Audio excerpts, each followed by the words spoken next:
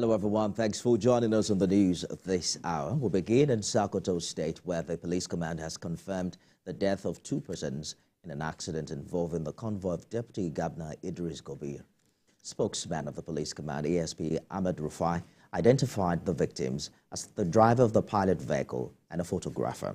The police spokesman also mentioned that the accident happened along the highway when the deputy governor was returning from an official assignment in Sabombini local government.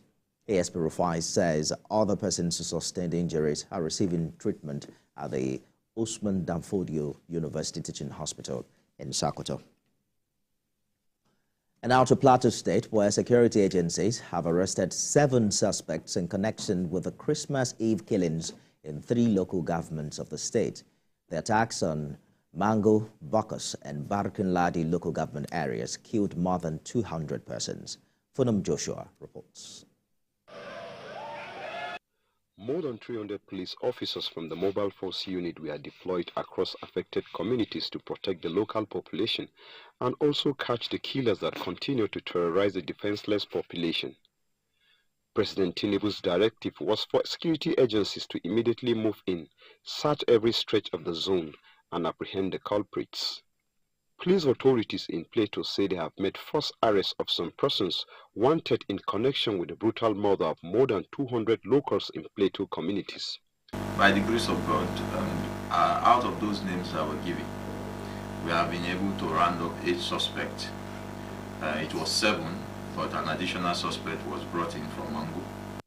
A former governor of Plateau State, Joshua Daria, who was at the helm of affairs between 1999 and 2007, he believes the arrest of the perpetrators will be a huge relief to the victims still grieving their loss, and he commended President Tinubu's swift action to tackle the crisis.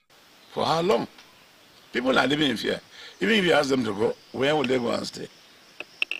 Have they given them enough materials? They need roofing sheets, they need seats, because the wickedness, they burn their houses, they maltreated young people, kick them like ball. And we will look at this thing with a futuristic eye, because the victims of these killings today may end up becoming the terrorists of tomorrow. So whatever Mr. President needs to do within these 4 years that he has as the President of Nigeria, he needs to ensure that the child on the street feels safe.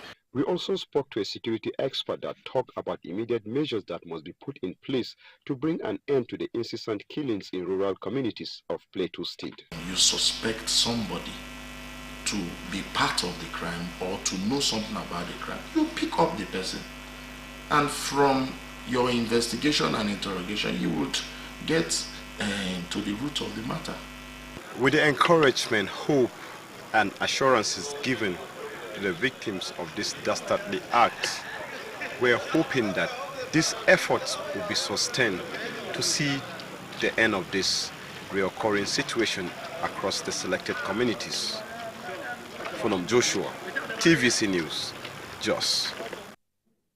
And staying with security concerns, the police in Nasarawa State have opened an investigation into the attack on a shopping mall in the one-man village area